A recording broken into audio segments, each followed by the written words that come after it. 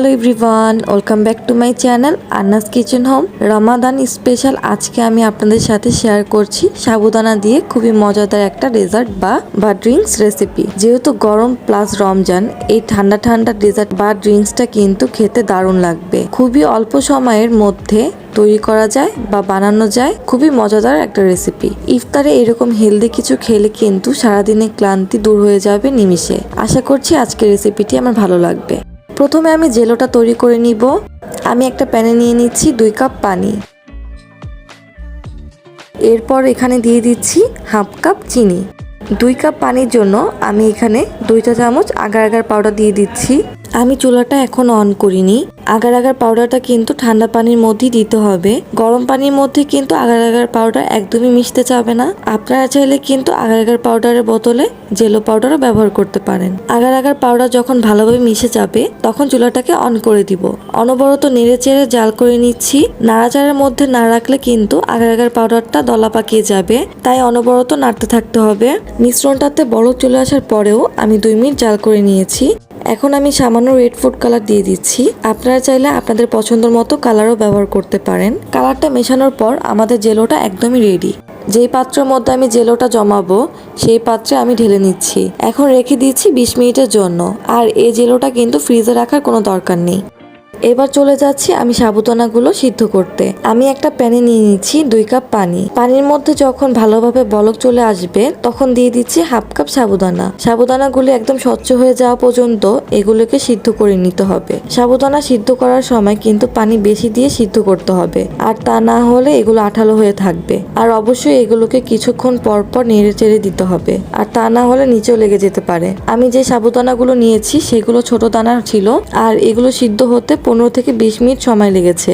সাবুদানাগুলি ঠিকঠাক সিদ্ধ হয়েছে কিনা এটা বোঝার জন্য একটু পরপর চামচ দিয়ে তুলে চেক করে নিতে হবে। ভালোভাবে সিদ্ধ হয়ে যাওয়ার পর আমি চুলাটা অফ করে দিচ্ছি, আর এগুলোকে নিয়ে নিচ্ছি একটা ছাঁকনিতে। এবার এই সাবুদানাগুলোকে আমি ঠান্ডা পানি দিয়ে ধুয়ে নিচ্ছি। এতে করে সাবুদানাগুলি ঝরঝরে হয়ে যাবে। ভালো করে ঝরিয়ে নেওয়ার পর আমি একটা সাইডে রেখে দিচ্ছি। এবার চলে যাচ্ছি সাবুদানাগুলোকে রান্না করার জন্য। একটা প্যানে আমি নিয়ে নিচ্ছি 2 কাপ লিকুইড দুধ। আমি এখানে ফুল ক্রিম দুধটা নিয়েছি, এতে করে ডেজার্টটা খেতে অনেক টেস্টি হয়। এবার অনবরত নেড়ে চেড়ে এই দুধটাকে জাল করে নিচ্ছি। যেহেতু আমি ফুল ক্রিম দুধ নিয়েছি তাই জাল করে ঘন করার কোনো দরকার নেই। দিয়ে দিচ্ছি আমি 1/4 কাপ গুঁড়ো দুধ, আর দিয়ে দিচ্ছি 1/3 কাপ চিনি। চিনির পরিমাণটা আপনার বাড়িয়ে কমিয়ে দিতে পারেন। দুধের স্বাদটা বাড়ানোর জন্য আমি এখানে গুঁড়া দুধ দিয়েছি। আবার আপনারা চাইলে চিনির পরিবর্তে কন্ডেন্স মিল্কও ব্যবহার করতে পারেন। বলক ওঠার পরেও আমি আরো 5 মিনিট জাল করে নিয়েছি। এখন আমি দিয়ে দিচ্ছি 1/4 কাপ রুয়াবসা। অনবরত নেড়ে চেড়ে ভালো করে মিশিয়ে নিচ্ছি। ভালো করে মিশিয়ে নেওয়ার পর এখানে দিয়ে দিচ্ছি সিদ্ধ করে রাখা সাবুদানাগুলি। সবকিছু ভালো করে মিশিয়ে নিচ্ছি। এরপর আমি আরো 2 থেকে 3 মিনিট এর মতো জাল করে নিব। চুলাটাকে অফ করে দিচ্ছি, আর এগুলোকে আমি মিক্সিং বলে নিয়ে নিচ্ছি। এবার এই সাবুদানাগুলি নেড়ে চেড়ে ভালো করে ঠান্ডা করে নিতে হবে। গরম ভাবটা যখন দূর হয়ে যাবে তখন আমি নর্মাল ফ্রিজে রেখে দিব 1 ঘন্টার জন্য। 1 ঘন্টা এগুলো ঠান্ডা হয়ে যাবে আর কিছুটা ঘনও হয়ে যাবে। এখন আমি জেলোগুলো ছোট ছোট কিউব করে কেটে নিচ্ছি। এবার আমি জেলোগুলো উঠিয়ে নিচ্ছি। আমি একটা জেলোর টুকরো দেখিয়ে দিচ্ছি। দেখুন, দেখে মনে হচ্ছে কাচের টুকরো। 1 ঘন্টা পর এই সাবুদানাগুলো ফ্রিজ থেকে নামিয়ে নিচ্ছি। দেখতেই পারছেন এগুলো কিছুটা ঘন হয়ে গেছে। এবার জেলোর টুকরোগুলো আমি এখানে মিশিয়ে নিচ্ছি। আপনারা চাইলে কিন্তু 2-3 কালার জেলো ব্যবহার করতে পারেন, তাহলে দেখতে আরো সুন্দর লাগবে। তারপর আমি এখানে কিছুটা কাজু বাদাম দিয়ে দিচ্ছি।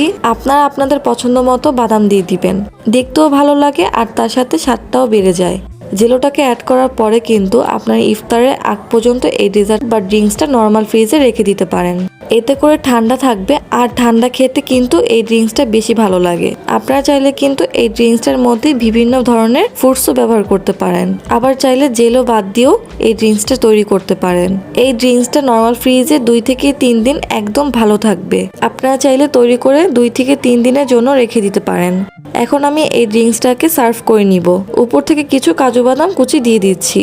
ব্যাস, ইফতারের জন্য তৈরি হয়ে গেল হেলদি আর খুবই মজাদার একটা ড্রিঙ্কস। দেখেই তো নিলেন এটা তৈরি করাটা কতটা সহজ। যদি আজকের রেসিপিটি আপনাদের ভালো লেগে থাকে তাহলে প্লিজ আমার চ্যানেলটি সাবস্ক্রাইব করবেন। আর যারা আগের থেকে সাবস্ক্রাইব করে রেখেছেন তাদেরকে অসংখ্য ধন্যবাদ। আজকের মতো বিদায় নিচ্ছি, সবাই ভালো থাকবেন।